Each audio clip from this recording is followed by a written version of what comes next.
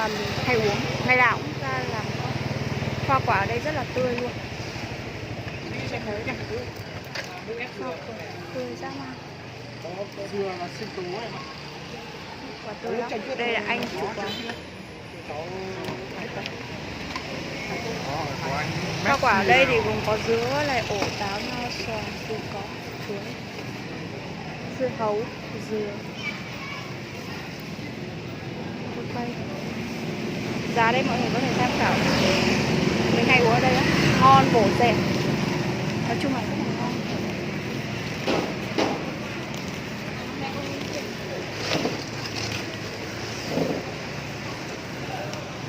Quán siêu đông.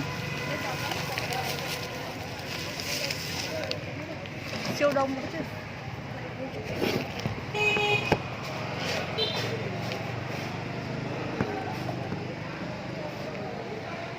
Tạo vờ tạo dáng như để tạo vờ trang chụp. Kéo đi tìm đi.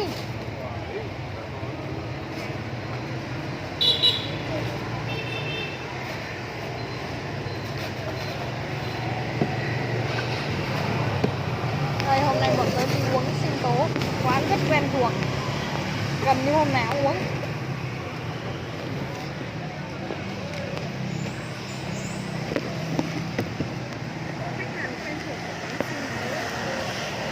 Đây, hai anh đang làm sinh con nhà ông bà Tố đây. Hai anh đang miệt mài làm sinh tố.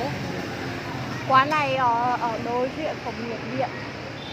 Đối diện hiệu thuốc. Gần Beauty. Hiệu thuốc cái gì nhỉ? Phú Hưng ấy kìa. Gần Beauty. Có đùa tớ đi. Đây, quay qua cho mọi người. Tiệm này siêu đông luôn. Các anh đang đợi.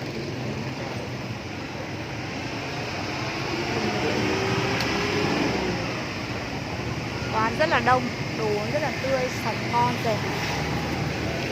Nói tóm lại là điểm 10 cho 10, điểm 10 cho chất lượng. Dừa thì có 10.000, xoài 15.000, con cuộn uống xoài, hai bà Tố uống dừa. Máy của Hạnh nếp quá trưởng. Con cuộn để lùi máy ra đây một tí. Bên kia là Beauty. Beauty trà sữa Beauty.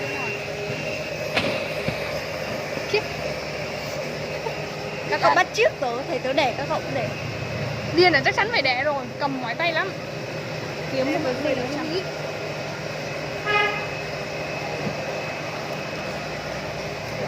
Của cậu Hạnh này sáng một cho so với của tớ.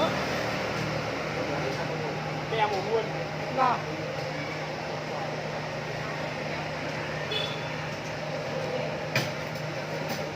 Hôm nào uống thử cái gì tuyết xanh tuyết. Có vẻ ngon tại thấy đánh bông á. Mình uống toàn vị cũ, có khi hôm nào thử từng vị luôn. Uống vị cũ. Ở đây có rất nhiều loại sinh tố nước ép như táo, ổi, nho, cam, lựu, nhiều ốc đào.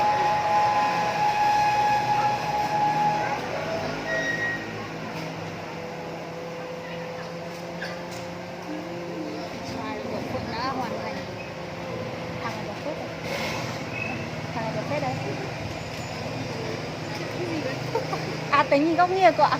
Cậu ra bên này nhìn góc nghiêng. Xin lỗi cậu chứ. Xin lỗi cậu nha. Này cậu, thật là quay cái điện thoại tớ vào này.